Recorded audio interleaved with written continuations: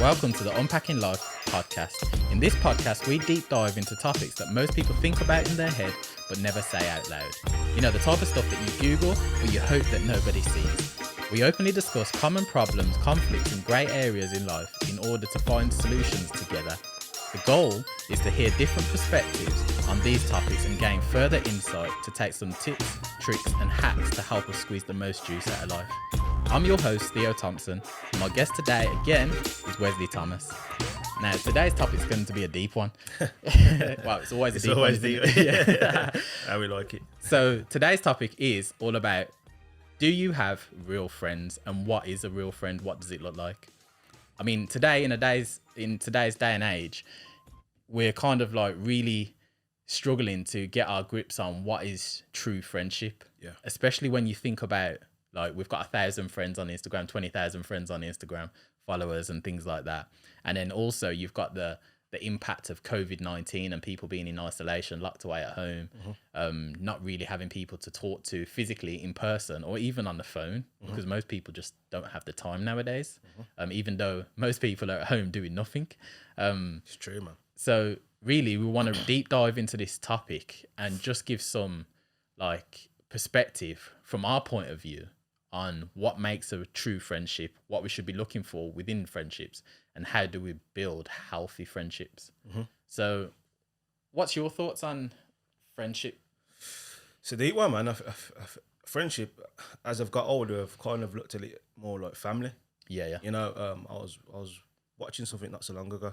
It was an artist talking about his friends, and what he said, and it resonated with me deep. He said, I haven't got friends, I've got brothers. Yeah. You know, honestly, and it resonated deep with me, you know what I mean? And I think that's true. I think the people that I'm around need to, it's not about give and take. I think it's more for a friendship is about making sure that someone's good, making sure that somebody's growth, you know what I mean? And not only just going out having a good time, because I've got friends that I have a good time with, but they're not necessarily the people that I'd go to if I got a problem. Yeah. You know what I mean? Yeah. That makes sense. It makes sense. So I think I've got different circles for different things. Yeah. But I know underneath that who my family You're are. real. Who's checking on me to see if I'm good.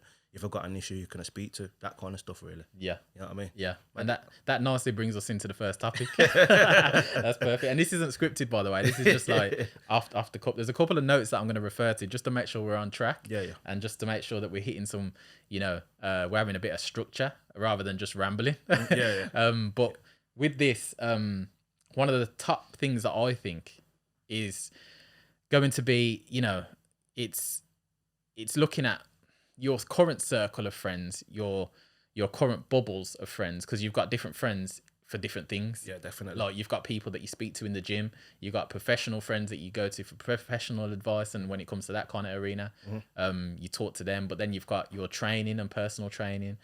You've got friends for different needs, really.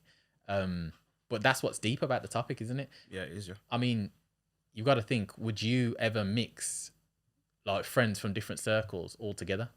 I wouldn't, like I've got quite a biggest group of friends that I'd probably go out with on a night out. If it comes to like doing a Bible study or doing something a little bit deep or creative, I wouldn't really necessarily bring them people into the mix. Does that make sense? Yeah. Not because I don't want to, I just don't think that that's the right environment, or they've never shown me to be that kind of, you know what I mean? Does that make sense? Yeah. And it's quite funny because I might have a drink with these people from time to time, and they might want to talk about deeper issues, and I know that they wouldn't necessarily talk to the other lads, but they talk to me about it. Yeah. Does that make sense? Yeah, that makes perfect sense. But I would never bring them outside of that circle. Yeah. Does that make, you know what I mean? So, which brings us on to the first topic. Yeah. It's literally all about having friends that you can celebrate good news with, but also friends that will listen to the bad news. So, when you're winning in life, when you do something well and you accomplish something new, or you hit a new goal or something like that, personally, I think it's important that they celebrate those wins with you. 100%. And they're clapping and cheering when you're winning. But at the same time, when you're losing, they're there for you to support you and tell you what the real things are and help you through that process as well. It's hard, man, because even now I'm still adjusting, and it hurts, to be honest, if I'm being really honest here, because I've got friends out there that, they see me, they speak to me. Because it's funny, I've got loads of friends, people on social media, But the real people that are angry around me, I never promote or shut. You know what I mean? Yeah. They don't know. Yeah. It's mad, isn't it? But back to my point is, I could speak to these people regularly, which I do.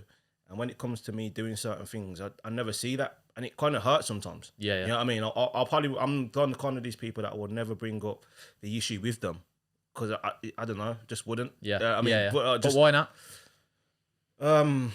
Good question. Why not? Because I suppose I don't want them to see that it's hurt me. Yeah. You know what I mean? Yeah. I suppose that's what it's back to my weaknesses. I don't want to show weakness. Yeah. You know what I mean? You don't like to leave yourself vulnerable. Yeah. I don't. No, I don't. I think, but I often think, well, why didn't that person kind of just give me a clap or say, "Where's that sick?" Or I didn't really like that, but you know, fair play to you. Yeah. You know what I mean? And Yeah. that kind of feedback. That's all. Yeah.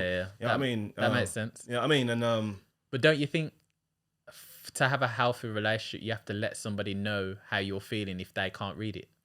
yeah, and it's funny because I was having a conversation with my brother the other day, and I've got a friend. I'll leave unnamed. But he often has financial problems. Yeah.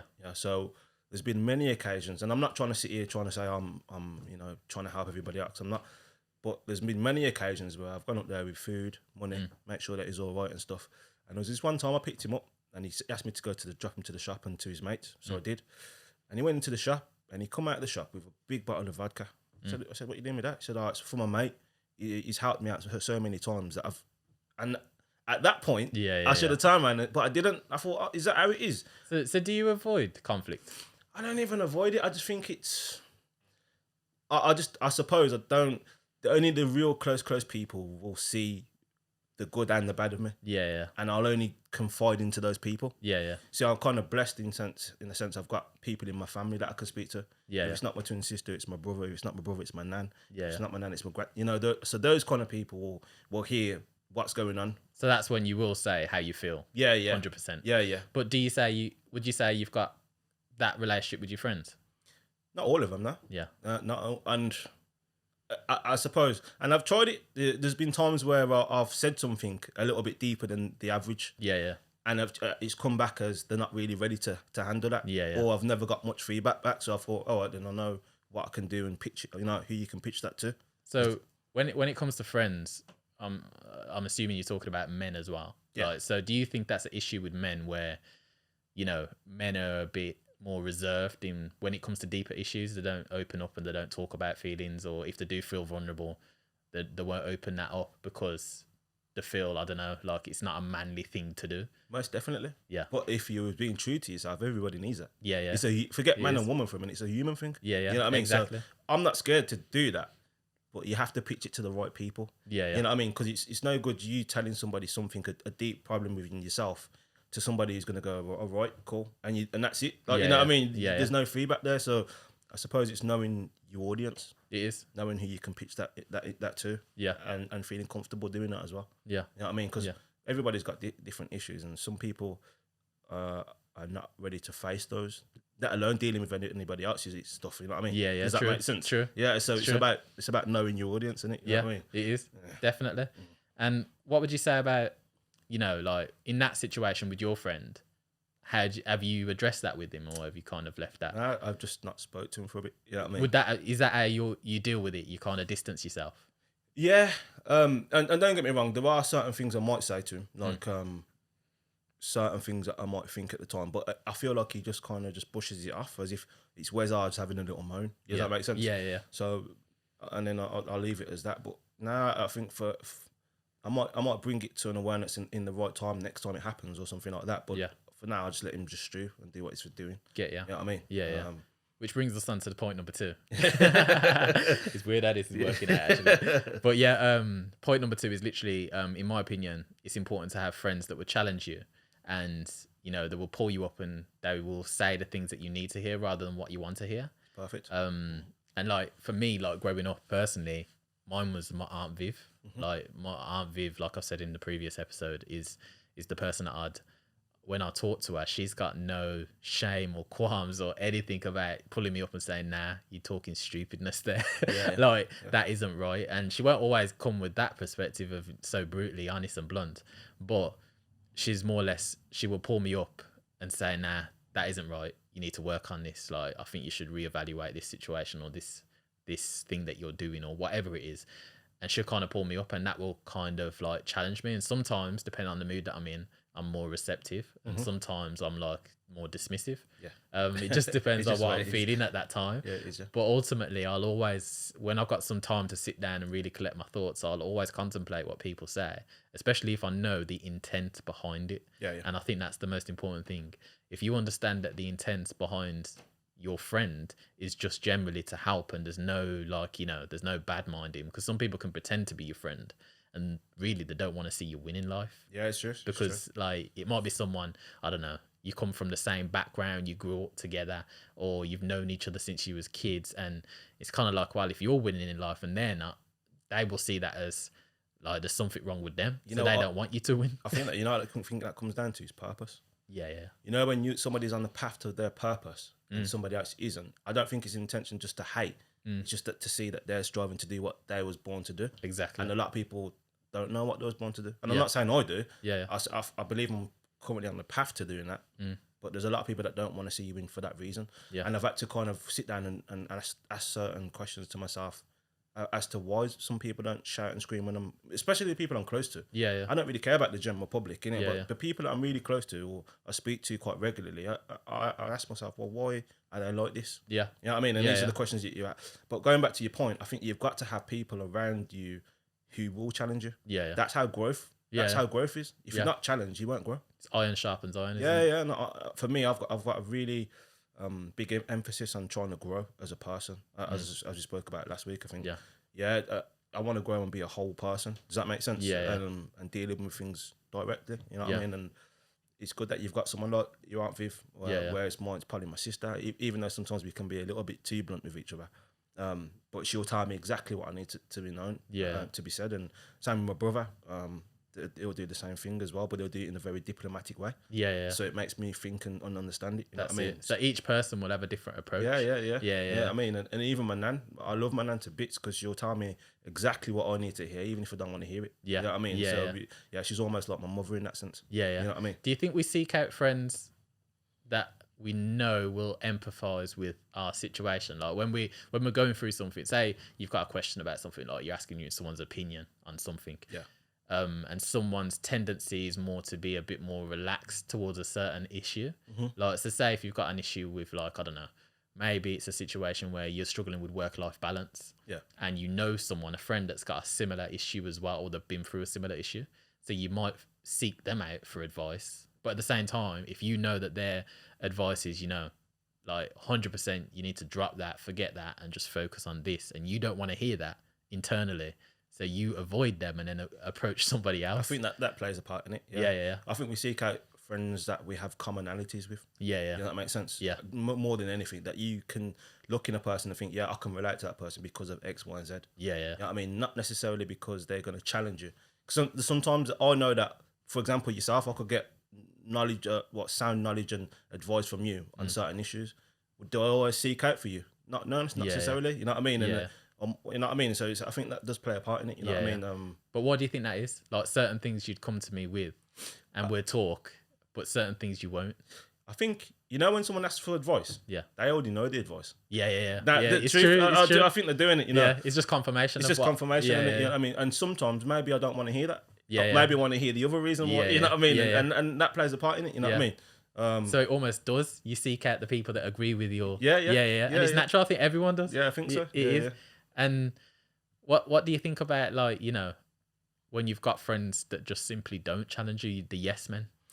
Growing away from them, you know, bro. I don't know if it's an epiphany, if you like, but over the last probably time, and suppose lockdowns had a reasoning behind it, but it's just, if someone's not bringing anything to the table other than just to have a good time, for me, I'm a little bit deeper than that. They've got to bring something else. I'm not saying it's about give and take, but it's like anything, sort of relationship, isn't it? You know what I mean? You give something to this table and somebody else gives something different. Exactly. You know what I mean? But if they're not giving anything, there's no point. What's the point of you being there? Exactly. You know what I mean? Which perfectly, again, brings us on to point number 3.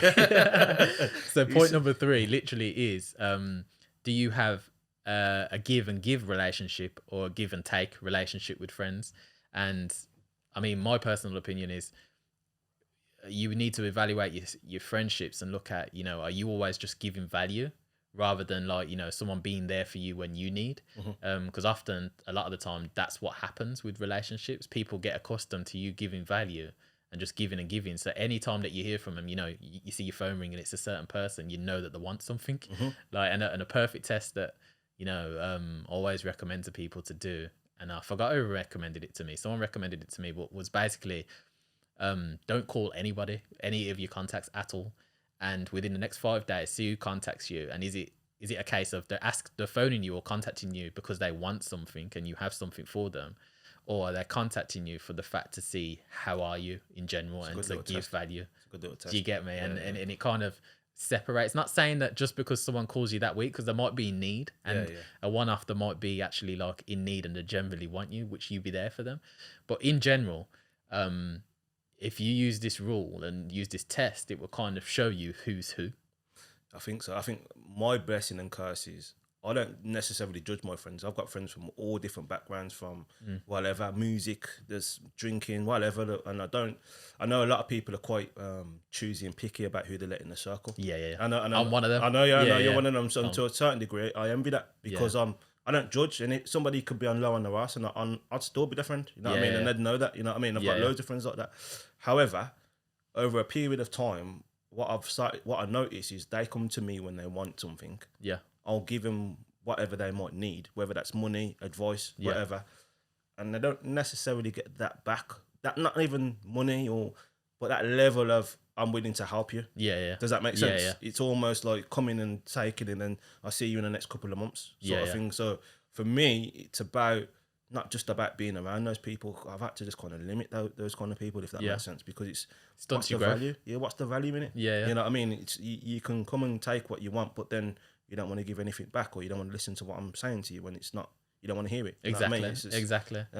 And I think that's the transparency, like in a friendship, is so important. I think that comes into it as well, because if it does feel like the situation where, you know, you're just helping and giving value, and now and then you'd like someone to say like, how you doing? Like, do you get me? Like, just a simple thing like that. Like, I think that makes a dramatic difference. And coming back to that point, I am picky with my circle, because, you know, it's not so much I look at it as if I'm not getting nothing, I don't want to be around them, but it's more to do with like their ambitions or their focus on life shouldn't be, oh, what can Theo do for me? Do you get me? Like that's kind of like how I shift it. Like, I don't mind, and most of the time I am the one that's giving the most value. And it's very rare, especially I don't know what it is. It might be because I'm used to speaking to older people, but it's very rare that I'll go to someone of my age for like advice. Do you get me? It's always the older men, you know, the ones with the grey hair that you normally go to. They're the best people to speak to. That's what I mean. Like, we sit down and we reason about things, but it's very rare that, like, you know, I'd go to someone like you, who I could class as a close friend, and I'd say like, you know, I don't know, like, I'm really struggling with this topic. Like, you get me? Like, it's very rarely that I'll come with that, because like he says, most of the time, for most issues, you know the answers. Yeah, you do. Do you get me? And I know that you're roundabout at the same point in life, because you're the same age. You've got a family, you've got a child, you've got a missus. Like, you're going through the same chapter in life that I am. So you're working it out at the same point that I am. Do you get me? Like, we're exactly at the same point. Whereas if you've got an older man that's like, you know, he's been through that. His child has gone from a toddler to like they're a teen and now they're in uni. He's been through that process. So he's going to have some advice in hindsight where he might look back and say, actually, you know what, I wish I did this differently. Maybe I can pass that on to him and let him know, like, look out for this error, look out for this. Like, definitely. Do you get me? Like, that's why I often go to my nan and granddad, because it's that they're the people that they've been there and done it. You know what I mean? I'm not saying necessarily they've got the answer, but they're giving me their experience, and then I can draw from that. Does that make sense? Yeah. But back to what you were saying, I had this conversation with my sister the other day, because my sister's not all about herself, but she'll talk about herself a lot. Yeah. And for me, that does matter. Yeah. So I say to her, Racine, sometimes just ask the question, man. Like, how was your day? What are you doing? Yeah. And it just instantly just breaks things down, innit? You know what I mean? Yeah.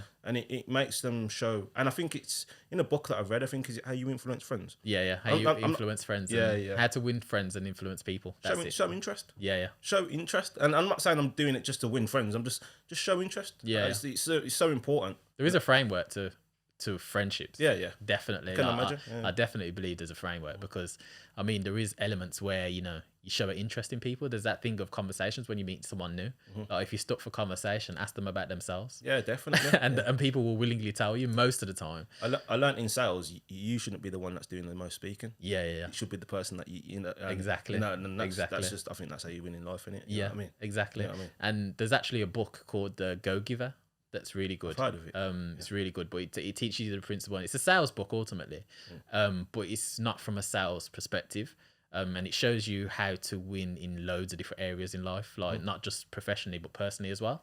And it talks about like simple things like, like even a relationship is a sale. You're trying to convince a woman why she should spend the rest of her life with you. Do you get me? Like that's you trying to sell to them. Like if you're I don't know, in a relationship you don't like, or you're single and you're not getting that relationship, that's just simply because you're bad at sales. Yeah. Because you're not selling it to them. It's true. And on top of everything else. On top of everything else, yeah. It isn't just that. But literally, yeah. Like, and I think it's important to really focus on giving rather than taking, and not keeping a score of what you're giving. Yeah, as well. I think that's important. Yeah, you know like yeah. I'm generally. I feel like I'm generous. I could be wrong, but I feel like I'm generous anyway. So yeah, you are generous. Yeah, I don't think I'd keep account, but it'd be nice, to have that receptive relationship with people, you know what I mean? Yeah, 100%. So coming on to the next topic, by the next tip, which is tip number 4, is workplace friends. Right, so workplace friends, we've all got people that we would consider friends in the workplace, and then we've got associates in the workplace. I think the difference between a friend and associate is, again, it comes down to, is that person professionally helping you or there to help you, or are they professionally there to take from you? And because you've got something to offer, or maybe you can make them look good, they're going to come to you from that perspective. And with an associate, it might be a situation where, someone's just coming to you to complain. A lot of the time, what often happens in work, from my experience, is people will complain about a situation, but they won't come with a solution. And that's a massive problem, because then it becomes a drain. Like, don't get me wrong, I know a lot of people, they like to vent, and some people, that's their way of dealing with issues or problems or internal conflicts. They like to vent and unload, and there is a time where you just be silent and listen as a friend. Yeah, definitely. And I struggle with that, to be honest. I think that what you're talking about that's an element in your relationship with your missus, or it's in every relationship. It's every relationship. Yeah. There's a time where you give advice, and there's a time where you just let them talk. Yeah. You know what I mean? And I think that would be helpful. Yeah, I'll struggle with it as well. I do. Because I think as men, we're naturally solution orientated. Yeah. Naturally. Yeah. We're always trying to fix something. Yeah. So if a woman's coming to us with a problem, we're automatically looking to fix it. Yeah. But sometimes doesn't need to be fixed. She just wants to talk. Exactly. And it's not knowing the difference. And I've had to learn that over a long period of time. Really. Yeah. I'm still learning it. That's one thing I'm struggling on, to be honest. Like it's one of those topics where, like, if someone says a solution, because you're entrepreneur minded, you're automatically thinking of the solution. Yeah, definitely. Well, have you tried this? Or what about this? Like, and sometimes they don't want to hear that. Yeah, they don't. Right now, they just want to unload and move on. My missus, she tells me all the time. She says, sometimes I'm trying to fix it all the time. She goes, I just want you to be my friend in this occasion. I just want you to listen to me. Yeah. And I'm like, oh, right, cool. I've take that on board now. And it's knowing, and now that she said that, it's knowing and being aware of it, really. Yeah. You know what I mean? Exactly. It's a major key, isn't it? Yeah. For some reason, for workplace friendships, haven't really picked up many. And I sometimes I do, answer the question to myself is, why is that? Yeah. Do I only see it as it's just work, or, you know what I mean? So I don't necessarily have that problem. In terms of associates, I think my experience and age has kind of helped me to determine who is an associate and who is a friend. Yeah. And I think that you work that over time, if that makes sense. Yeah. You know what I mean? By just analysing it. But do you think that's because you only show a certain side of yourself? As a man going into a workplace, you only show the professional side, or do you show your personal side as well? I'm very professional. Yeah. And sometimes it's a hindrance, because I'd like to go in there and just be myself. I think we talked about this last time. We did touch on it. Yeah, I just want sometimes, and it's an annoyance for me, because I just want to go in there and be myself and let people know who I am. Yeah. But what I'll do is I'll wait for people to show who they are before I show myself. Yeah. And I don't like that. But that's it could be part of the reason why that I don't pick up that friendship from work, if that makes sense. Yeah, that makes sense. So in a case of workplace friends, how do you feel? How do you measure? How do you measure how good that relationship is? What would you see as like, you'd look at someone and say, yeah, I've got a good working relationship with them. I can trust them. I like them. I can speak about anything to them, and they won't go to the boss and say X, Y, Z. And like how would you gauge and measure that, whether you can trust someone or whether someone's real? Just a rapport, bro. Because I've only come from surveying, so it's a construction. So most of the time, I'm pretty much the youngest one in the team. Yeah. A lot of the time. Yeah. Most of them are the old grey back kind of geezers. Yeah. You know what I mean? So, but I've had some really good relationships with those kind of people. As it goes back, and if you want some advice and stuff, and I normally tend to go to the older ones. But I just think it's about advice. Somebody comes to you and says, "Listen, I've seen you do this, but for an example, but I think you could probably do this in another way." And it's about you being teacher, because I think that we should always be teachable as people. You know what I mean? And it's just that's how I kind of view it anyway. It's about someone's intention. Yeah. It's intentions. It's good to act as if it's good to assume that somebody else knows something that you don't. Yeah. Like I think that's I forgot where I heard that. But that literally, I try to live by that now. I didn't always, but now I try to live by that, because sometimes you can look at someone's personal situation or situation. There could be in a situation where maybe they don't see their kids, they don't see their other half as much, or that they're doing things that they shouldn't be doing, and it's like you don't kind of take advice from them, because you think, if you're lacking in that area, how can you give advice to me in this area? So like, devil's advocate, if that was the scenario, would you be the person to give them that advice, or would you seek to understand why that person is the way they are? Yeah, because it works both ways. Yeah, always. That's how I always start. Yeah, and that comes from 7 Habits of Highly Successful People. Yeah, seek to understand and then to be understood. Yeah. Do you get me? So first of all, you've got to look at, all right, and why is this person that way? And that's why I always reason with everything. Like, what made this person? What was their life story that made them the way that they are currently? Do you get me? And then I take that into account. If they've had some kind of traumatic event or events growing up, and I understand that, and I'll find that out, then that's easy for me to emphasize with, because I can understand. But if there's nothing there and there's no reason why they're this way, then that's when I'm a bit like, nah, that isn't for me. Cut off. Like that. Do you get me? Like, that's how I kind of measure it. And I don't know whether it's right or wrong or what, but it works. But how would you know that there's nothing there for them? Does that make sense? Yeah. I think it's having those conversations, open conversation, because I'm quite an open book. Like, as in, like, when I meet people, I build quite good, solid relationships with people quickly, because I'm open and honest. Like, I'm transparent in the way that I am. Like, if I think something, I'm gonna let you know politely. And I'm very point blank. Like, but I think that's the best way to be, because otherwise you skirt around things. And often when you're open, people naturally want to open up themselves. I was going to touch on that. Sometimes it's good to touch on an issue that you might be going through, for them to relate and them feel comfortable that they can open up to you. Exactly. Because you've revealed something, it shows that you're just being real. Yeah. And I think that's the key to any relationship, because sometimes a lot of people, especially men, they don't open up with things. Like, they don't. And even if you've known them for years, and you've got a solid relationship with them, there's sometimes they still don't, because that's just their character type, isn't it? Like, some people are a bit more reserved, and it takes what I call a call to action in life, some kind of traumatic event or something that makes them think, I need to fix something here. It's mad, bro, because I respect somebody much more, and I look at my circle of friends now, and in one way or another, they've revealed some kind of like problems that they're going through. Yeah. And I respect people more than people that walk through life but they've got it all cleared up. Yeah. Yeah, I mean, yeah, it's true. And admittedly, that's probably made us closer as friends. Yeah. Does that make sense? Yeah. So that makes perfect sense. It's crazy, man, isn't it? Yeah. You know what I mean? It is mad. It is mad. But what else do you think is important with that? What, with friendship? Yeah. I don't know. I just think it's in the Bible. It talks about how we should, and I'm not trying to throw out all these hypocrisies, if you like, but we should take on somebody else's problems. I think it says in the Bible. Yeah. And I think that's important. If somebody knows, and hopefully the people that are close to me know that if anything's going down, they know that I'm by the side if they need me. Yeah. You know what I mean? It's about that level of support. Yeah. You know what I mean? And I know my friends that have got no real family to go to. Yeah. Or even up till the other day, some random guy who I grew up with who I haven't spoke to for years just messaged me saying, "Can you lend me 20 quid?" Yeah. And I know she hasn't got much family around Yeah. her, so I instantly sent her the £20. Yeah. You know what I mean? So it's about taking on other people's issues, not to. And obviously, there's a line to that. Yeah. You know what I mean? Yeah. But yeah, just be more than just a friend. Yeah. You know what I mean? If you can. Yeah. Yeah. Because I think, especially with social media, everyone's about themselves now. Yeah.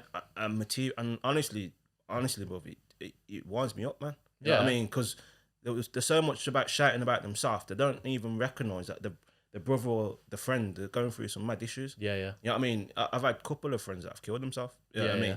And one, well, they've all hurt me, but you know that these people that I speak to that don't feel comfortable that they can speak to. Yeah. Yeah. You know what I mean? And It's true. And that kills me. That does. It's true. That kills me. Bro. You know what I mean? To think what they must be feeling at that point in time when they do. Yeah. It is mad, crazy. man. It's mad, man. And it is that true thing of you know, it's sometimes when you're in life, you're that focused and head down, grinding and putting in work that you don't look up. Yeah. And think like, how is someone doing? Like, and sometimes you can forget that, and it's important to. And like you said, it's a biblical aspect of, you know, you help others that are in no position to help or repay you back. Yeah, man. And sometimes you have to be in that situation, and always be there for people, which I encourage. But there's a fine line between being there for people and taking on too much. Yeah. Like sometimes people like to kind of wallow in their, you know, self-pity. Yeah. And victim mentality. Yeah. Like we know plenty of people like that, that can have that victim mentality of, you know, I can't do nothing because I'm from this area, or I look a certain way, or, you know, like they've always got that mindset, and no matter what you tell them, it's confidence. Yeah. It does. It comes down to confidence, and it comes down to also the conversations that they're having. Like coming back to, you are the 5 friends that you hang around with most. Always bringing it back to that point, because if you've got a circle of friends and, you know, murmuring in the case of like they're always complaining about something, and it's always like, oh, I've got this going on, I've got that going on, and everything's negative, glass is half empty, and all them kind of things. It's just gonna drain you. It's draining. I find it really draining. I can have it for a certain amount of times, but if every time I'm meeting someone or catching up with someone, it's like something like that, it's like I need energy when I leave. I feel drained, where really you should feel refreshed. Like, don't get me wrong, at traumatic times and events in people's lives, you should be there and you're going to naturally feel drained. But if it's every single engagement that you have, every time you sit down or catch up on the phone or whatever it is, then there's a problem. Like, there's a big problem. I think it goes back to what I was saying earlier about, you know, when somebody's got their own issues to deal with. Yeah. And then just running from it. Like, I think as men, we have low tolerance to that kind of stuff. Well, I certainly do anyway. Got less patience. I think women are a lot more patient than men. 100%. Like, women, I mean, Stacey's a lot more patient with certain things, whereas I'm a bit more blunt and more tolerant. And I find that as you get older, your tolerance goes worse. Like, you think? Yeah, 100%. I'm trying to make it better. Like 100%. I think it goes well. I end up like, you kind of view some things like a Victor Maldred. Like, like nice, one foot in the grave. Like, it's like I can see how people can grow old and bitter. Like I can see that. Like, I'm not that bad, don't get me wrong, but it's like, I can understand how when people get older and they've got these aches and pains, and then someone's coming to them with drama or something, it's like, I don't know why they're putting themselves through it. It's like, sometimes you know when you bump into old friends from back in the day, and it's like you catch up with them and they're telling you everything that's happened. It's like, it sounds like something off EastEnders or Coronation Street, and you're just like routine. You're just like, your life is boring compared to theirs, because there's no drama like that in my life. I prefer it like that. Do you get it? Yeah, it is better like that. But when you hear people's problems, it's like, it's simple solutions to these problems. And a lot of it's self-inflicted, because it comes down to choices in life. Yeah, of course. What they prioritize and everything. Yeah. And that's why it's frustrating, because you can talk to someone, hear their problem, offer them a solution or offer them some help or guidance, or even just work with them through it.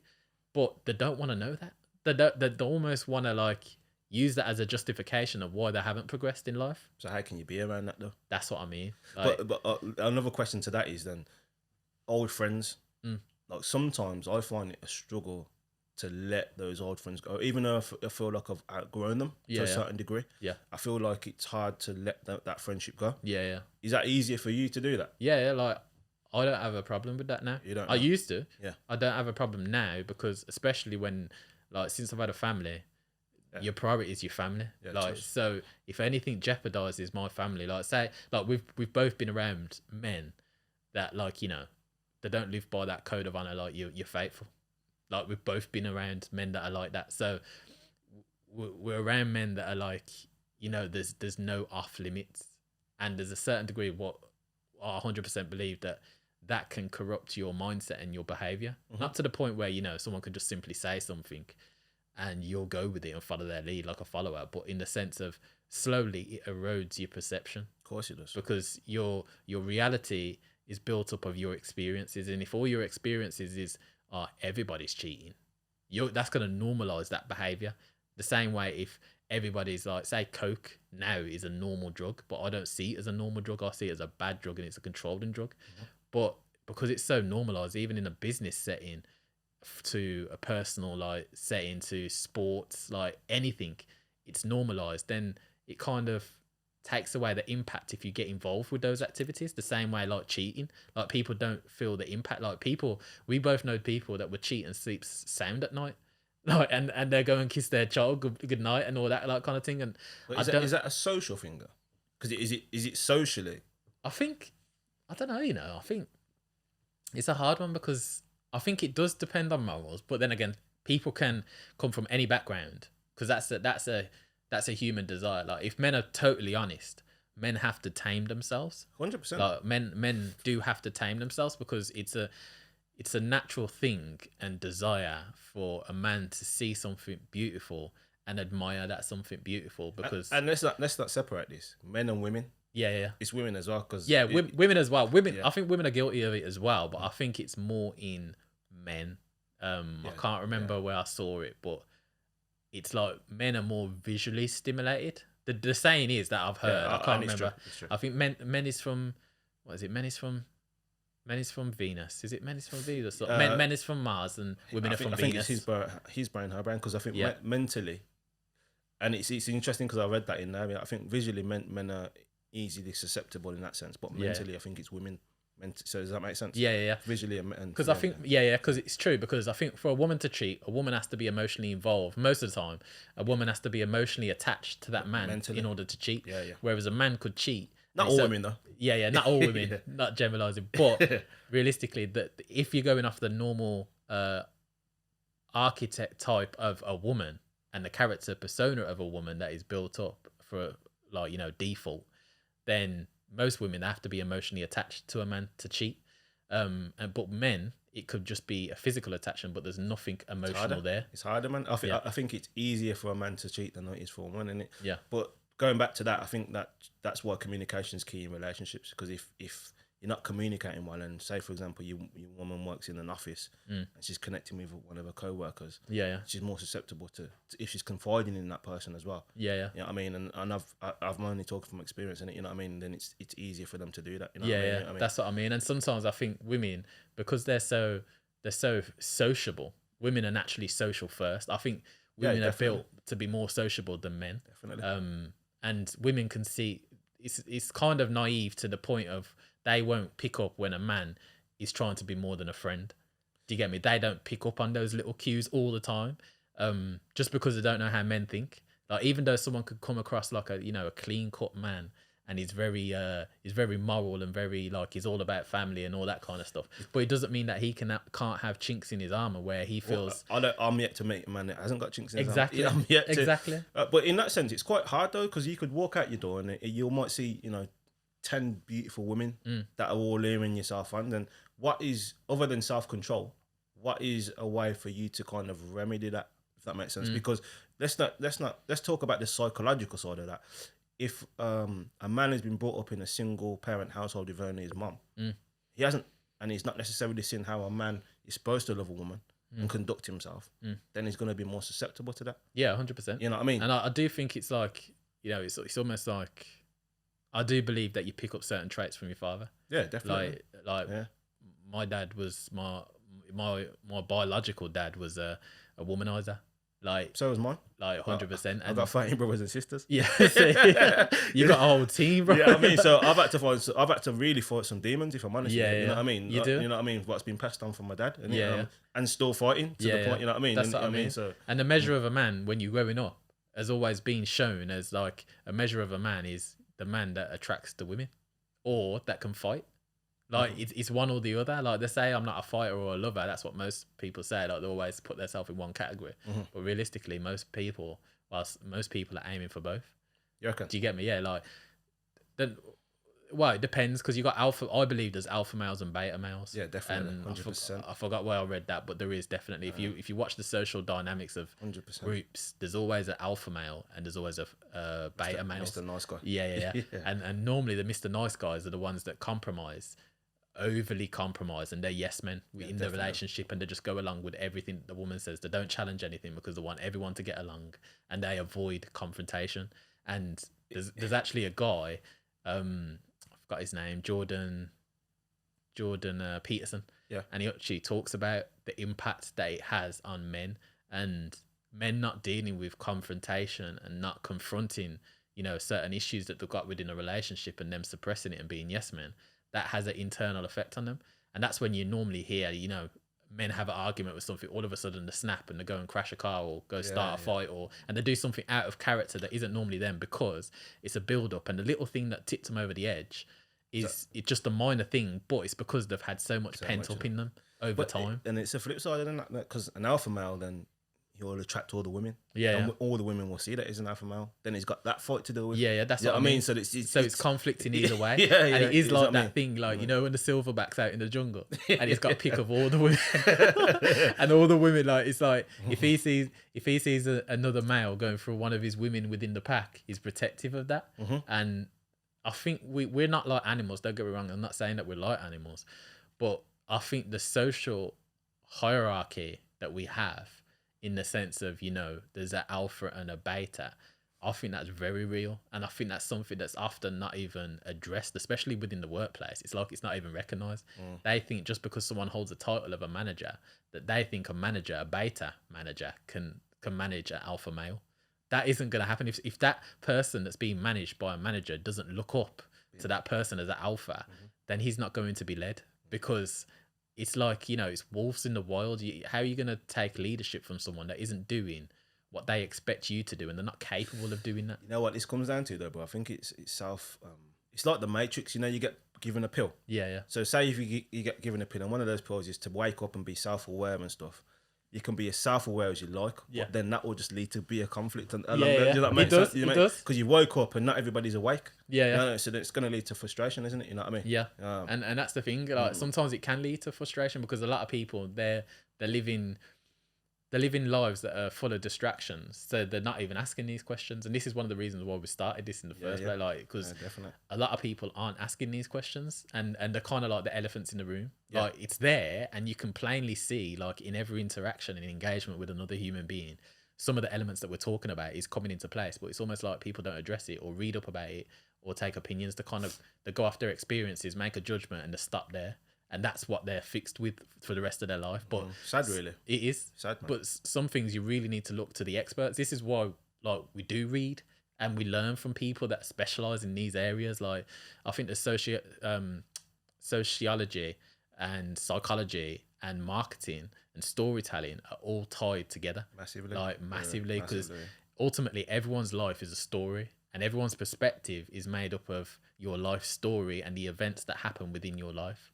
And often when people sit down with a psychologist, they review your life with you, they listen to you and see what events in your life had the deepest of impact to make you the way that you are today, in hopes that they can fix those problems or kind of make you a bit more well-rounded and deal with certain issues. Because if those issues are like not dealt with often, we can impact that on those around us, the loved ones, but we can also pass it on to our children if you don't deal with them. And just a shout out on that one, big up to anybody who goes and see a psychologist, because that can open up a whole can of worms. And I'll rate anybody that can do that. I believe everyone needs some form of counselling, because life is hard, life ain't easy, and everyone, even though some people, they come from cushy backgrounds, and some people have been spoon fed from birth, but it doesn't mean that those people still don't have a hard reality, because to them, the end of the world might be that they can't afford them Louis Vuitton trainers that might be a real hardship mentally for them, and that's the hardest thing that they've known because that's all they've really had to deal with. So to them, it's they built up that reality in their head. So it's a hard take, and sometimes they need truth, and that's first world problems. Yeah. Do you get me? Yeah, It's not real. I wouldn't consider that as real problems, but it doesn't mean that you don't treat someone as if it is a real problem. You still empathize with them to a degree and try and help them work it out. But realistically, you got to be realistic. Well, realistically, there's probably things that you probably couldn't relate to with that person. Yeah, I couldn't. You know what I mean? For example, like they don't.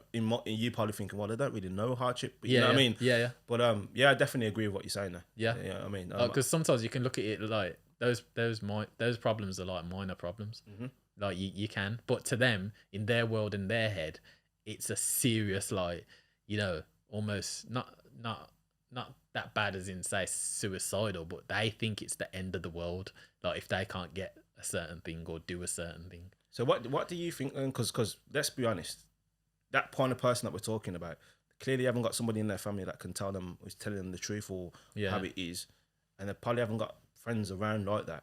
So if somebody is in that situation, and how do you feel like they seek out a person for that? Does that make sense? Yeah. Away from psychologists and all that kind of stuff. Yeah. You know what I mean? So they're looking at it. They've got the friendship base isn't necessarily the one that they can feel that they can confide in or talk some truth to. Yeah. So how do you think that people can kind of look for that?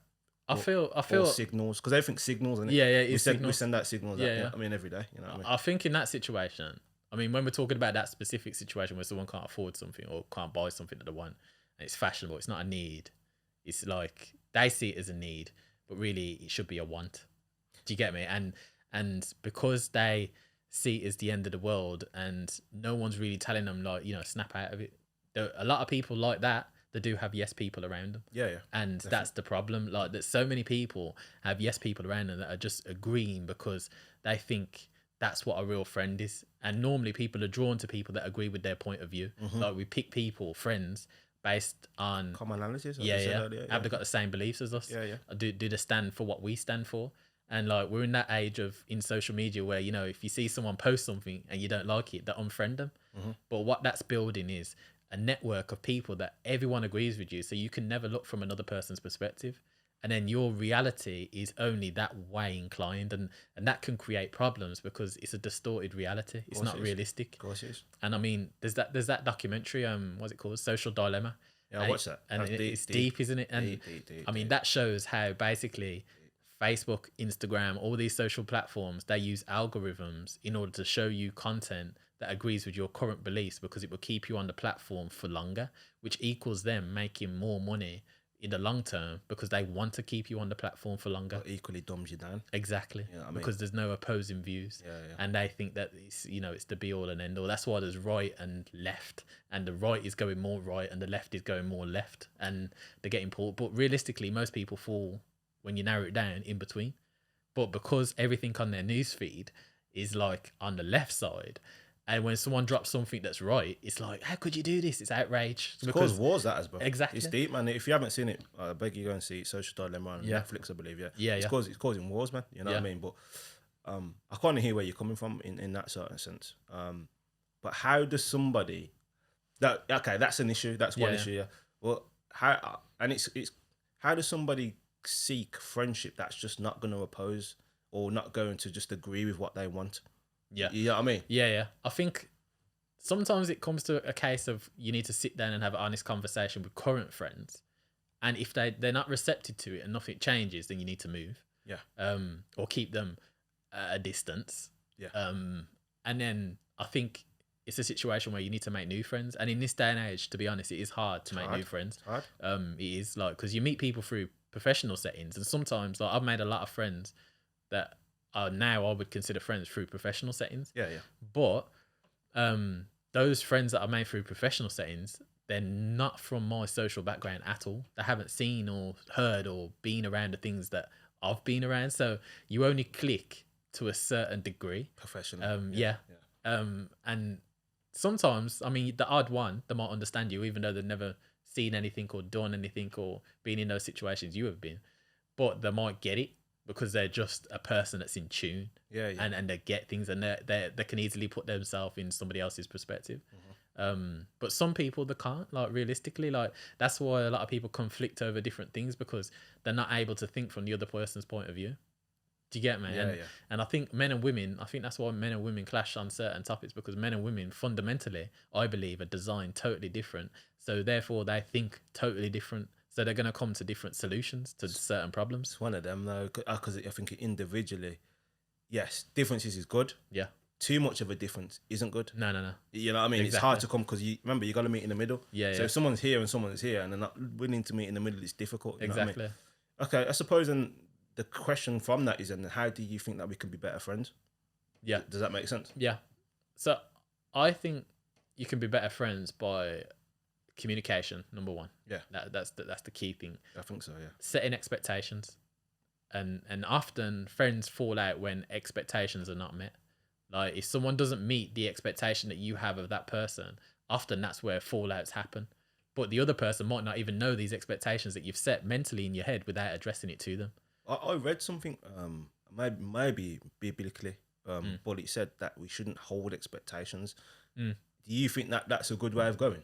Because the minute you set an expectation for a friendship, for example, relationship might be a little bit different, but a friendship, should there be expectations? I think to a degree, yeah. You think? Like simple things like you should expect someone to be there for you when you need. That's an expectation that's Unwritten kind of law. Yeah. Like that's a friendship expectation. Yeah. Another expectation is you expect loyalty and trust. What I say to you privately, I don't expect to go anywhere else. Yeah, true. Like there's those kind of expectations. Do you get me? Yeah. There's the expectation of, I don't know, say if I call you and I really need you, I should have to book in a time. Yeah. I should be able to call you and no matter what's going on, you'll be like, yeah, give me 5 minutes, I'll ring you back, or an hour, or let me ring you back later. Yeah. Do you get me? It should be within that same day. It shouldn't be like I'm hunting you down, ringing off your phone and you're blocking my phone and like, do you get me? Like all that kind of, then it's really not, it feels like you're chasing. Yeah. Do you get me? Like, and that can build barriers because my expectation was like, whoa, I thought we was tight. Like, do you get me? Like, it's imagine because I was watching this documentary just to I don't want to cut you up. Yeah. And it's most people and probably these people as well. Yeah. We spend our life chasing. Yeah. It's mad. Yeah. And you don't even realize it. It's true. You spend your life chasing friendships, jobs. You know what I mean? And and it's like it was about true friendship actually. Yeah. And it's about recognizing that as well. What book's that? Sorry. It was a documentary, a little small one. It was on Instagram. I'll send it to you. Yeah. I'll send it to you. It was really good, man. But it's making you aware that most of the time, I think what had happened is this woman had a car accident and she was in hospital. She was trying to ring for her friends to see that, and none of them were really even, they weren't even appreciating that she was in trouble. You know what I mean? Yeah. And because 9 times out of 10, she spent most of her life chasing these people. So they weren't even friends in the first place. Yeah. But she thought that, you know what I mean? Yeah. And it's in those dying times where you go through really hardship that you realise who your friends are. Yeah. You know what I mean? Does that make sense? I was in hospital, just funny enough, over the first lockdown, through various reasons and whatnot. And it brought to life for me who my friends are, because I didn't open up to anybody. Yeah. But those people contacted me out of their own will, and then I laid on that I was in hospital, and then that's how they know. Yeah. I shouldn't need to chase people for that. Yeah. Does that make sense? It's true. They should be there. It's mad, isn't it? Yeah. So through the hard times, even though it was hard, I learned some valuable lessons. Yeah. You know what I mean? Yeah. Through that about friendship. Yeah. You know what I mean? So. But at the same time, I see your point where, there's certain things you have expectations of friends. Yeah. But certain things you shouldn't. Does that make sense? Yeah. It does make sense because it's almost like your expectations are based on what you would do, like often, and that's how we look at things. Whereas everyone's not like us. It's the worst thing you could do, bro. Yeah. You know what I mean? Because you expect even in relationships, you expect certain things from your partner, but they're just different people, people. You know what I mean? So you're setting yourself up to fall in a certain sense. Yeah. You know what I mean? Yeah. Or you get mad because somebody didn't do this like you would have done. That's what I mean. You know what I mean? Yeah. And it's like, what are you putting yourself through? So my question is, should we have those expectations? Yeah. You know what makes sense? Yeah. I think you should in certain aspects, like fundamentals. Like key things, like when you're in a relationship, when you're in a marriage, the expectation is the other person doesn't cheat. I think there's there's those universal ones which are them unwritten rules. Yeah. But then you've got the other ones, like say, like you expect the other person to be as ambitious as you. I don't think that should be, but I did used to. Yeah. Do you get me? I did used to have that expectation, especially within marriage. You have that expectation of someone should be like you and as clear focused on purpose and and ambition and driven, where realistically they're not like that. Their skill set is in other areas. It might be that they're more skilled with people or parenting or whatever it is. You're meant to have attributes in a relationship, I believe, that you complement each other rather than having the same attributes, because you could have a relationship with someone that's ambitious just like you, but that means that nobody wants to really look after the child full time because the other person's thinking about chasing that dream. And if anything, yeah, they have the relationship with the child, but they might neglect certain areas because they're going into the ambitious areas of life. Yeah, Do you get me? yeah, And they're focusing on that. I definitely hear it, to be honest. I think growing up as a kid, I used to get really frustrated with my friends because I used to think to myself, why are these people not the same as me? Yeah, yeah. Or I want to do music. Why haven't I got a friend that's like as ambitious or driven to do that? Yeah. You know what I mean? And I used to frustrate myself. And then over time and over years, I quickly found out that actually I can't have these expectations. This is my drive. It's a bit like what Gary Vee says. You've got a business. Your employee shouldn't be as ambitious as you. You're the driving force of this business. Yeah. So it's your thing, and the same thing principle for friendships as well. You know what I mean? Yeah, exactly. I feel. Yeah, definitely. I like to learn that along. Definitely, like 100%. So, coming on to the next point, which is point number 5. I believe 100% that when someone's a good friend, you could go like 6 months without seeing that friend. Yeah. But when you see that friend, you connect with them instantly. Yeah, definitely. Like it's an instant connect. Yeah, definitely. And it's like you picked up straight where you left off. There's no need for small talk and all that awkwardness or anything like that. Or there's no sense of like, you haven't spoke to them for 6 months, so now they're a bit of away with you. There's a bit of there's something there. Do you know what I mean? Like where they feel like maybe you've disrespected them or dissed them by not being in touch. There shouldn't be that. It should just be like automatically your friends. You both understand life happens, but you're still there for each other when you need. Like I think that's an important factor. I think that comes down to respect. Yeah. Especially now, because we've got most people that I know, well, say most, a lot of people that I know have got families. So you don't expect them to be on your phone every week. They've got their own families to take care of, plus work, plus other family. You know what I mean? So I think that's a respect thing. More than anything. Maybe when we was a bit younger, then maybe. Ultimately, I think it comes down to respect. And respecting each other and each other's boundaries, innit? You know what I mean? Yeah. That's all I can really add on that one. Yeah. It's a basic one, really, isn't it? But it's good. It's a good one to understand because often it's overlooked, isn't it? Yeah, it is. That's it. So it is. Yeah. The next step is the next tip. Really, I believe is important is humor. Yeah. Like humor is vital. Like humor can cut through some situations. Like you can be talking about a serious issue that you might even want to break down about, but that humor just lightens the mood, and like it helps you to understand each other on a deeper level. And I think humor has a way. Comedy is an amazing thing. And I was watching a documentary actually the other day with Stacey, and I was watching Kevin Hart's documentary where it's talking about his life. Yeah. But it shows you what his life is actually like his relationships with different people within his life. And his work ethic, he's got a crazy work ethic. Yeah. But also it shows all his friends have a similar humor. Do you get me? Like all his friends around him, like he's got a select group of friends. I think it's 5-6 men, similar backgrounds, that all grew up together and everything. But all of them have got a place within his like business. One of them's a brand manager. One of them does his trims his hair. I love seeing that. And like all that, like, and they grew up together. It's a good documentary. I love seeing that stuff. And I think that's missing nowadays. Yeah, it is 100%. Because often when people come up and they make it, they get rid of the old friends. Either that, but and it's the sad thing because I was asking the question to I speak to, it might have been my brother actually, and I often ask myself these questions. It's like, look how many people that I've grown up with, and it's only I speak to about 1 or 2 people. And I understand that everyone's got different interests and they spun off in life and stuff, but it's sad that the people that I grew up with don't necessarily not say want to see me win.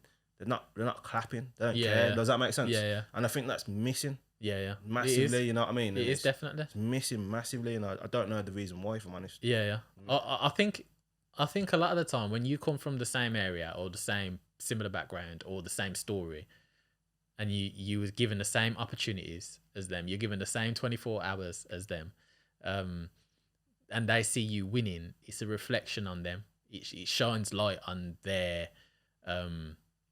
lack of either work ethic or emotional intelligence, because it's down to one of those why people don't succeed, isn't it? It's like emotional intelligence is simply like, something happens in life and you emotionally react to that thing in life.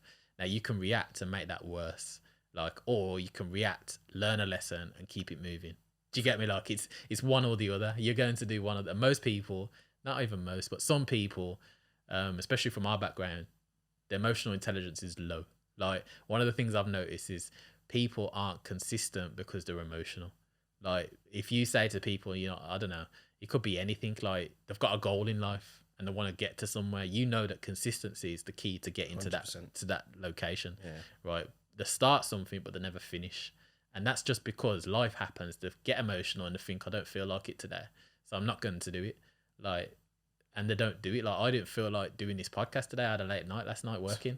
So like I didn't feel like doing it, but the consistency in me is like, nah, I've got to do it because I said I would do it. I'm doing what I said I would do. And a lot of the time people don't do what they say they would do. And that's the problem. That's what stops them. See, so what you're talking about is internal drive. Well, the question is actually, so that's internal drive what you're talking about. Yeah. Or do you think that purpose has got a part in it? Because, you know what I mean? Because the drive is there, but you could be driving to nowhere. You know what I mean? Yeah, it's true. So do you think that people are quite envious of somebody's purpose? Yeah. Or what they think that somebody's purpose is? Yeah. If they look to see that, I think if they look to see that you find something in life that brings you alive, you're enjoying it, you're enjoying your job, you don't even see it as work. Yeah. Like if they see that and they're going to a job that they hate, that every day they wish they could do something different, and they're seeing you doing something different, and it seems like, they scroll on Instagram and see you living life, they see your best bits. Yeah. They see your best bits in life.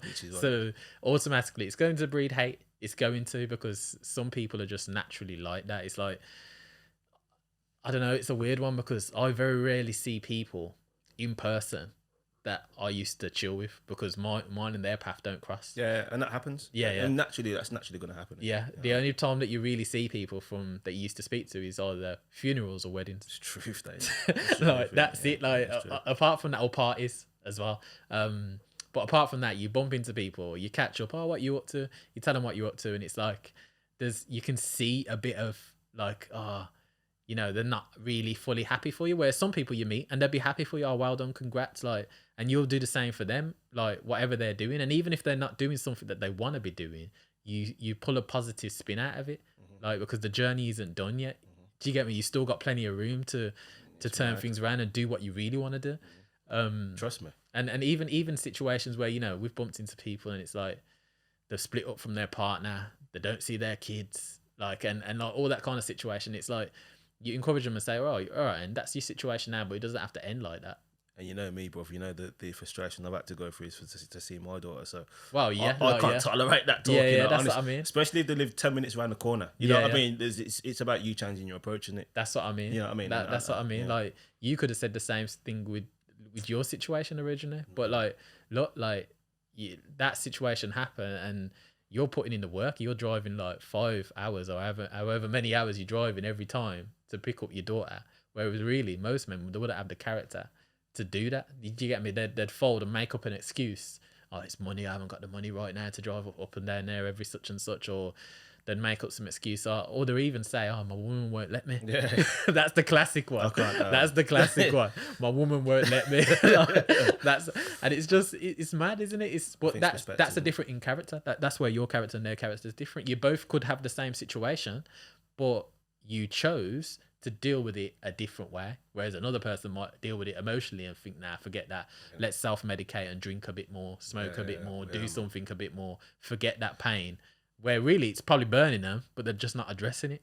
I don't know, man. I know it's life, bro, but sometimes it burns me, because I can meet a stranger that's got more happiness and want me to achieve than an old friend that I've grew up with. It's We've come from the same place. It's true. You've known my story. It burns me sometimes, bro. You know what I mean? Because I think, well, what is that? I know, and as I said, I know people go on different paths and stuff, but there should be that desire for everybody to win. You know what I mean? And there should. You know what I mean? And naturally. I think that's vanishing slowly. Yeah. Or but what do you think that is? I think if I'm really honest, I think certain actions I think are down to seeing somebody else's purpose.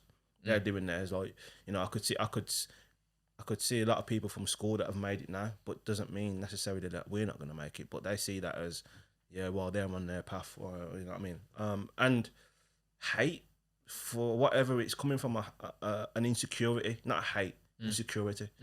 That this person's doing that, they're doing their living their best life, as you say. Yeah. And I'm here doing this, and we've come from the same place. He's got a lucky break. But yeah, excuses. Yeah, You know what yeah. I mean, and I mean, and we need to, as people, grow whole. Does that make sense? Yeah. We need to work out what our issues are, and you know what I mean, because it's sad. I love seeing that. You know, how Kevin Hart, he's employed his friends. Yeah. From, you know what I mean. That's what I mean. That's a beautiful That's thing. the goal, bro. Like, that's a beautiful thing. You bring people up in it, but that's a beautiful thing, bro. That's the thing. It's like, but at the same time, you got that thing of crabs in a barrel. Like, you've got that mindset of you can come from a certain area, you're trying to come up, and everyone's trying to pull you down and keep you there. Yeah. And like hood that mentality. Yeah, exactly. It is a hood mentality, and it's that mentality of, you know, you could have friends where you're doing something that's like possibly self-destructive, and they don't pull you up and say, look, I don't think you should be doing that, you know, which comes back to the other point that we made earlier of friends saying what you need to hear. Like, sometimes you need a friend to say, you know what, that's self-destructive, you shouldn't be doing that, you should do this. Do you get me? Like, and it's having those around you, but often people avoid friends like that, and they seek out friends that they know are going to agree with these self-destructive patterns, which this is why I say, like, certain friends you need to lock off, because you can easily be influenced. Like 100%. Sometimes when I used to catch up with old friends, it's like you bump into them or they bow you, and they'd catch up, you'd talk and whatever. They'd be like, oh, what's the motive this weekend? What you want? Do you get me? And I'm like, yo, I'm spending time with family. What you want? Like, or I'm trying to focus on this, or I've got this that I want to do, and I'm not just looking to have fun. Yeah, you do have fun in life, don't get me wrong, but if all you're thinking is fun before your priorities, then so I think that leads back to, do you think that too many people, friends included, are trying to seek escapism? Yeah, 100%. The whole life is escapism. 100%. I think there's too many grown boys. You think? That's the best way to put it. There's too many grown boys that could be 30 plus, and they're not mature enough to admit they're not taking responsibility of their life and those around them. I think that's the most important thing. You know, like, I mean, I like to game now and then, but after I've got everything done. But I know a lot of people that game 24/7 and they haven't got all their things done that they need to. There's priorities in it. It's interesting, you know, I'm reading this book about being a father, to boys and girls, and one thing it touches on is, like, it says there's too many people. Well, there's three things that men like, that men are driven by: romance, action, and purpose. Yeah. And what he was saying is saying that most men these days are seeking this through TV screen, romance through porn, action and purpose through a computer game. Yeah. No, they're sitting there, and because they're achieving on the computer game, they're not doing it in real life. Yeah. And it's interesting when you say it, because you think, actually, yeah, you're right there. I look now, like this PS5 thing that's dropped. Yeah. Look, loads of people have been out there buying this PS5, like, yo, I've done it. You know what I mean? That's what I mean. And I'm like, sometimes I'm sitting there, cynical me. It's like, well, what's that achieve? Exactly. You're gonna lose time in that one. Exactly. You know what I mean? That's the reason why I haven't bought it. Yeah. Because I'll just sit down and I'll waste time on it instead of doing things that I need to do. That's what I mean. You know what I mean? That's what I mean. And that's a big point that you made, because the PS5 and the Xbox that's just come out, like, people are paying like way above more than what they need to, because it's rare and like it's hard to get. But this shows you how people don't break down what's a want and what's a need. Yeah. Do you get me? I bet they've got plenty of needs, real needs that they have, but they'll overlook that for the want. And it is come back to that thing. Seth Godin, who's like the godfather of marketing. Yeah. Companies understand this, and they understand that if you can market your products or services to appeal to people's wants rather than their needs, the want is always going to win every single time. Every day. If someone's given £100 and you're saying, like, there's your wants, there's your needs, which one are you going to buy? They're going to spend it on the wants all the time. Yeah, I feel your escapism. Yeah. But don't get me wrong, everyone's got an escapism somewhere along the line, innit? Yeah, because I do think a certain amount of escapism is healthy. Yeah. Because you need it. Like, sports could be seen as escapism. Like, I know for a fact mine escapism, my kind of outlet and escapism is training. Like, that for me, like, I unload if I'm stressed or I've got any type of, you know, you just want to unload. It's training. I go on the punch bag, or I train. Or I go for a run. I love football. Yeah. When I'm on the pitch, like, all my troubles have just vanished. Yeah. You know what I mean? I love football like that. Innit? Yeah. You know, so that's what I mean. Yeah, so it's mad, isn't it? Yeah. So you've got escapisms as well, but then would you say you've got negative escapisms? Yeah. Sitting on a computer till 3 o'clock. And I'm saying this. Yeah, yeah. I've got an Xbox. It's an old Xbox. I don't really care, but I use that when I'm not doing much of an evening. Yeah, yeah. So most of the time, I'm working on the computer screen. If it's not making music, it's doing certain things, project managing or whatever. So 9 times out of 10, I'll sit on the computer. So sitting on the computer till 3 o'clock in the morning. Yeah, yeah. Or I don't know, wasting time listening. I listen to a lot of music, to be honest with you. Yeah. Yeah. So that could be seen as an escapism. Yeah, yeah. You know what I mean, I like to party still. I don't think I'm old enough to not party. Yeah, yeah. So I might go to a party from time to time. Yeah, you know what yeah. I mean? So there's I've got loads of them. If I Yeah. really wanted to focus on that, you know what I mean? Yeah, yeah. But yeah, it's about managing that. So my missus come to me. She said, "I want to buy you a PS5," and I said, "Nah. Number one, it's the money. I can't. Yeah. I can't justify you spending £500 or whatever on a computer. Nah, just leave it, mate. I'd rather you put put it aside or save it. You know what I mean? Yeah, So, yeah. And number two, it's just gonna waste my time. Yeah, yeah. I'm gonna sit there on the computer, wasting my time when I could do other things. That's what I mean. So I'm like, nah, don't buy it. That's what I mean. You know what I mean? It is a tough one, isn't it? It is. Mm. And I mean, another point that we ain't really kind of touched on is it's having a similar kind of life experiences and lifestyle. I mean, coming from the background where we come from, it's not a private school type of background. Yeah. And it's a normal school, and we're around people that go through experiences a lot of the time in the early stages of life that are traumatic. Yeah. And it's very rare that we've come across someone that, they've had not a picture perfect upbringing, but, like they've had a comfortable, well-rounded upbringing, as in like there's no major traumatic events that have happened within their life. Yeah. It's very rare that we come across that. But when we meet someone in a professional setting, often they are from a total different social background to us. And especially like when you look at church, if you go to church, like things like that, a lot of the time people that you find in churches, not all the time, but a lot of the time it's from, comfortable backgrounds. Mm-hmm. It's very rare that they've come from a raw, like, they've been doing badness or they've been around badness, or do you get me? Like, so it's mad, Karen, that's yeah. How would you measure? Do you think that matters within friendship, or what do you think? It's an interesting one because, all right, look at our background, and 9 times out of 10, and I've seen it and I analyse, your missus is from what you perceive to be a nice family background. Yeah, yeah. And it's mad how you've come from a mad background. Yeah. And you've gone, and same with me. Yeah. My missus is like whole in that sense, where she's come from a mother and father background. Yeah. And it's mad how you've chosen that person, isn't it? Yeah. I mean, or you've so do I think it's important in friendship? Yeah. No. Yeah. As I said earlier, I think my blessing and my curses, I don't judge someone's background. And I never will when it comes to friendship, because I think that's equally how you grow from that kind of, you know what I mean?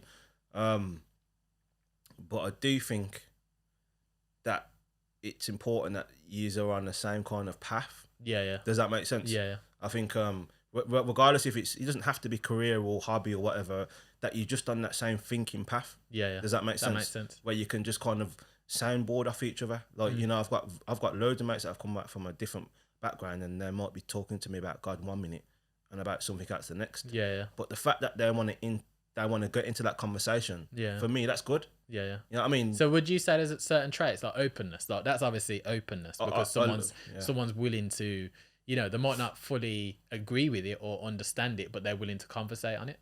I love that, bro. Yeah, yeah. Honesty for me. When I say honesty, I love that fact that you could probably sit down and say, you know what, Wes, I'm struggling with this bad. And you've opened that for me, that's like, yo, I respect that, man. Yeah, yeah. You know what I mean? Yeah. Rather than you trying to go on like, yo, I've got it all locked and I'm doing what I'm doing. You know what I mean? I don't respect that at all, because you're not you can't live like that 24/7, 7 days a week. No, you can't, because you're living a lie. You know what I mean? You are in it. You live in that public persona. And you're not even, and number one of it, you're not growing. You know what I mean? And for me, no matter what it is, whether it's relationship, friendship, work, whatever, you're growing. And that's, I need to feel that. If I don't feel like I'm growing, then it's like, for me, it's a bit of a waste of time. Yeah, yeah. You know what I mean? That's how I certainly think. So I don't think that two people need to come from the same background, but I do think that there has to be a meeting of minds somewhere along the line. Yeah, yeah. You know what I mean? So intellectually, they've got to be like, they've got to be on par at least. Yeah, or willing to. I Yeah, think the key word is willing to. Yeah, You know, to explore certain things. Yeah. That that will help them grow as long as with you as well. You know what I mean? Yeah. So it shouldn't be a situation where like someone's hard to converse with, or it feels like you have to really make an effort to dig rather than the yes and no answers. Yeah, I'm sure you've been there where you've probably asked the question and someone is give you like little to no feedback. Yeah. And you feel like, wow, I shouldn't even have asked that question. You exactly, know what I mean? And it feels awkward. It feels awkward. Yeah. You know what I mean? And because that person's not willing to explore that. Yeah. But if you're with a friend that's willing to explore that and go, actually, well, I kind of see it from this point. It makes all the difference. Yeah. You know what I mean? That willingness to do it. Yeah. You know what I mean? And that comes with being self-reflected, doesn't it? I think that's the nail on the head there. But Yeah. You know what I mean? You have to be around people that are self-reflecting.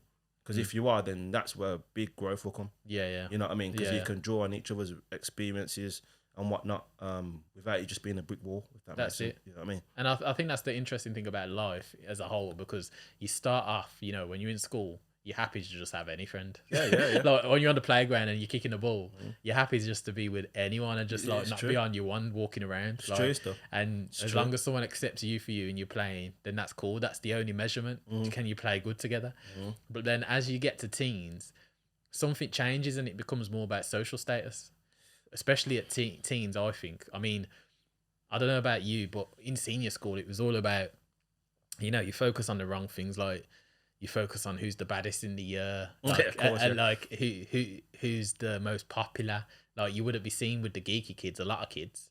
In a certain degree, I wasn't like that with certain kids. In public, I probably was actually in public, but I did speak to the geeky kids private. Yeah. Was that a social thing? Yeah, it was a social thing because I had loads of different circles in school. Like, I knew everybody from older years to younger. Like, I had older kids meeting me at Bottom Gate, like after school, and then at the same time, I spoke to some of the like geeky kids that no one would speak to. Do you get me? Because really deep down I was a geek myself, but I didn't show it. Do you get me? Like, and you do kind of cover up certain elements. Like, I like to understand people. Even from early, I understood that I like to understand people. But at our age, it was either about being popular, being bad, or sports, wasn't it? That was the three kind of. I think there's and girls as well. Massive. I think that was a peer pressure thing, definitely. But I was a geek, but I was quite popular as well. So, but was you seen as a geek, or was you just a geek inside? Probably not seen as a geek. That's what I mean. Yeah, probably not seen as a geek. But I don't know. Through my teenage years, I think I learned a lot because I left school and everyone went into work. They weren't really bothered about education. Yeah. And I had that. I struggled to adapt, thinking it was all about friends because no one followed me to this college. I went on my own. Yeah. And I had to basically start again. Get you. So that was a hard adjustment for me. And what am I doing? Where's all my friends at? What, you know what I mean? So you're thrown out of your comfort zone. 100%. So before that, was it a case of you went to primary school, then a lot of people that went from your primary school to your senior school? No, not really. Everyone went to a different senior school. Oh, really? Yeah. So you had to do it twice then? I've had to do, and probably that was the because my mum didn't want to send me to that school because of all my friends going there. Yeah. So that was the reason why she sent me to another school. Yeah. And what was it? You there to learn, not make friends? Yeah. It's mad because she went to that school. Yeah. So she didn't want me to go there for some reason. So I suppose I don't know if that was mentally in my brain already. So when I left secondary school, then to do it again, it wasn't as bad. I kind of, because I've always been that independent person where if I want to do something, I do it on my own. Whereas my twin sister would need friends around her. Yeah. And she's been like that for a long time. And she's not like that now. Yeah. She's got kids and stuff. Yeah, because racing's very sociable. She's always had a friend, like a main one friend, or a best friend. You know what I mean? And I used to go mad at her because again, my expectation on her. You know what I mean? I said, used to say to her, listen, you don't need your friends to always be there to do stuff. And she could. She was bad at one point. But do you think that's because she's a woman? Maybe because you two are twins, ain't you? Yeah. So you're not like that, and you was grown up in the same household. Same kind of upbringing in a way. I don't know. And then maybe that. Like, it might be just a case of you're both different, but at the same time, racing's quite fiery, isn't she? Oh, more fiery than me now. Yeah. That's what actually, she's always been fiery than me. Yeah, she's always been she's always had it in her, like that fight. Like, you can tell. But racing is like, she's strong, but she's not strong. Yeah. Back then, anyway. You know what I mean? She shows the hard armor, but she's soft inside. Yeah. She even not to go to town on her own to go and do something that she has to go and do. She'd need a friend with her. And I said, listen, you don't need to do it. You know, you can do that on your own, and you know what I mean? So, I don't know. I think it was hard for me to kind of adapt to that kind of mindset. But eventually, that was who I was always anyway. You know what makes sense? And then when you got into adulthood, in the sense of like, you know, getting to the workplace. How do you find that in the sense of like, do you think that's when you started thinking, all right, and who is my friends? Who is my circle? Was it that point or was it before that? Good question. And if I remember getting into the workplace, I just won a scholarship. And I remember this, and I was in the paper, Evening Mail, any little people, and at that time, that was the Subway times. If anyone went to Subway back there, Subway, and the Thursday nights. That was the old classic. And like nobody was really bothered about education or growing. It was all about having a good time. That's one thing I've noticed. And I'm not trying to big up myself. At that point, 17, 18, I was about your future career, what am I going? Whereas a lot of my friends were about going out and having a good time. Which is natural. 17, 18 year olds, you know what I mean? But there was hardly interested in about developing. So there was big questions and that I asked myself, and almost a frustration. Well, why are these people not like me? You know what I mean? Again, throwing my expectations onto a group of people that are, you know what I mean? And I had to learn really hard that people are not going to be there for you, like you know what I mean, and these people that are here now are not necessarily going to be here in the next 5 years or 10 years or whatever. So that I think that's what I learned, because at the same time I was achieving, and I kind of grew to loving that achieving feeling. Does that make sense?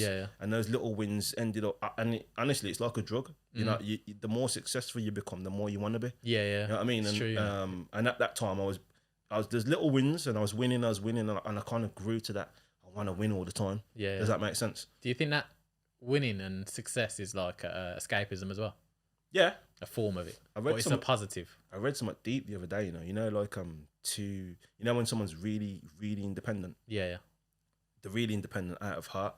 Does that make sense? They've relied on someone in the past, and they've let them down in some way, shape, or form. So they just become really independent person where they don't need to depend on anybody. That's a terrible thing to be. And I think for me at that time it was about, I need to stand on my own 2 feet. I don't want to rely on nobody. I've got to get this. And that's where it come from. So it was it come from a bad place, but at the time I've seen it as a good thing. I wanted to achieve. Does that make sense? Makes sense. Perfect sense. You know what I mean? So I think it was hard to adjust and to see that. It's only now that I've seen it now. Like this independent, and you see a lot of women, and not to call out any. You see a lot of, I'm independent. I don't need no man. That's out of hurt. That is. It is. A man's let them down in the past. A lot of the time. A lot of the time, innit? You know what I mean? So I'm gonna stand on my own 2 feet with my kids, and it's hurt. You know what I mean? And it's recognizing that. It comes back to that thing of like everyone's life experiences lead to who they are now. Like they've experienced something to make them think that they don't need a man, like the same way some men can do it and think 100%. They don't need a woman. 100%. Like exactly the same. And it's like there's some burn now, the trust or something, or they've made a move on someone that they honestly feel that they love and they've been rejected. So their way of defending is like, we've all been there, man. Like, it's caught me up. It's caught me up. And then often what we do is then we go and find someone else and then don't heal from that process. So then you flip the pain, and it's a deep one, bruv. But back to that friendship thing from 17, 18, I went through a hard time, not just friends, but with family as well. So it kind of cemented. I didn't need friends. Does that make sense? At that time, and it was about me standing on my own 2 feet. You know what I mean? Because I was living on my own at 23 years of age. Now most of my friends at that age were still at home partying. You know what I mean? So I had a different perspective from a lot of people anyway. You know what I mean? So which makes sense. It was a tough one to kind of crack, and I'm still cracking it now. Even though my friends now, I'd love everybody to be on board with what I'm doing, but it's not necessarily going to be the way forward, is it? You know? Exactly. And it's knowing that, innit? Exactly. So just before we wrap up, one more question. So in sense of a tip, because we gave quite a few takes on there. So in case of a tip, what would you say is the best way to go about making, if you haven't currently got friends that tick these boxes, what is the best way to go about making new potential friends or finding new potential friends? I think hobbies and having a hobby and interest is a good one. That's how you can kind of meet new people, because obviously we're at an age where it's not as easy where you can go into a club or social, you know what I mean? So finding a hobby and exploring, to be honest with you, because if you don't know what a good hobby would be for you, then explore. You might have to go through 5 or 6 different activities before you find something that you actually love, and then building friendship from that. And then the other one would be show interest in people. You know, don't be all about you. Yeah. You know what I mean? Just ask questions, ask if someone's all right, ask how someone's day is, and that's just really simple tips. Yeah. And trying to open up a conversation, and the next thing you know, you find out that you've got 10 things in common. You know what I mean? Where you probably wouldn't have known that if you never asked the question. Yeah. You know what I mean? So Exactly. I probably say that's number one. You know, just Yeah. showing interest and you know, not always being about what you're doing or what you think is, you know, the right thing to do. Just ask somebody how they're feeling, or you know what I mean? Yeah. I'm big on that. You know what I mean? Yeah. Makes sense. You know what I mean? And it's true what you're saying. I think one of the other things that I'd add to that is like you don't always have to look for someone that has the similar beliefs or background as you. Yeah. And often what I'm finding is a lot of the time you click with people that have something totally different to you. Like, and they're not from your background at all. They might not even be from your country. Like, it might be someone that's from a whole different culture, a whole different religion, a whole different everything. It's beautiful, man. And it's like you're learning things about them, they're learning things about you, and then you just click. There's something that just clicks with character types, isn't it? Yeah, man. I think character type plays more of a point than anything. Like, you know, when someone's just naturally inquisitive. And they're naturally they want to ask questions about things rather than just accept that's the way it is. Yeah. I think if you're that way inclined and you like to ask questions and work life out rather than just let life pass you, then you're going to be drawn and attracted to people that are that way inclined as well. 100%. Yeah, and some people have got it in them, but they don't realize until they meet someone like yourself, and then it comes up in conversation and they realize, actually, you know what, this is what I've been missing. Do you get me? And it might be at the age of 30 plus that they come across and realize, actually, this is the real me. Like, this is who I should be. And I think it comes back to the last episode that we did talking about, do you really know yourself?